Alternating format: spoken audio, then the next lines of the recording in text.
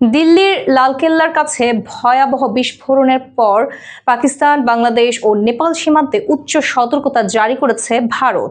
বিস্ফোরণের ঘটনায় 9 জন নিহত ও আরও বেশ কয়েকজন আহত হওয়ার খবর পাওয়ার পর সোমবার রাতে আন্তর্জাতিক সীমান্তগুলোতে কড়াকড়ি নিরাপত্তা জোরদার করা হয়েছে। সীমান্তরক্ষী বাহিনী পাঞ্জাবের ভারত পাকিস্তান সীমান্ত জুড়ে নজরদারি বাড়িয়েছে বলে জানা গেছে। একই সঙ্গে উত্তরপ্রদেশ নেপাল সীমান্ত ও দেশের অন্যান্য সেনা চৌকিগুলোতেও কড়া নিরাপত্তা ব্যবস্থা গ্রহণ করা হয়েছে। সীমান্তগুলোতে টহল ও চেকপোস্ট বৃদ্ধি, আরও নজরদারি টহল টিম মোতায়েনের নির্দেশ দেওয়া হয়েছে। সোমবার স্থানীয় সময় সন্ধ্যা 6:52 দিল্লির ঐতিহাসিক লালকেল্লা মেট্রো স্টেশনের কাছে একটি হুন্ডাই i20 গাড়িতে বিস্ফোরণ ঘটে।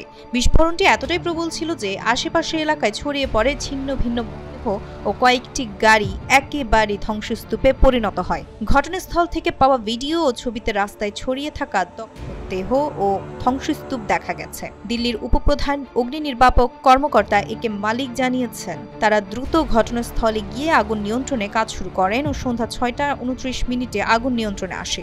বিস্ফোরণের পরে লালকেল্লা ও আশেপাশের এলাকায় বিপুল সংখ্যক পুলিশ ও নিরাপত্তা কর্মী মোতায়েন করা হয়েছে। এলাকাটিতে প্রতিদিনই পর্যটকদের ব্যাপক ভিড় থাকে। এই ঘটনার পর পর্যটক ও সাধারণ মানুষদের মধ্যে তীব্র আতঙ্ক ছড়িয়ে পড়েছে। এদিকে একই দিন দিল্লি থেকে মাত্র 50 কিলোমিটার দূরে হরিয়ানার ফরিদাবাদে প্রায় 2900 কেজি বিস্ফোরক উদ্ধার করা হয়। বিহারের দ্বিতীয় দফার ভোট গ্রহণের ঠিক আগে এসব ঘটনা ঘটতে শুরু করেছে।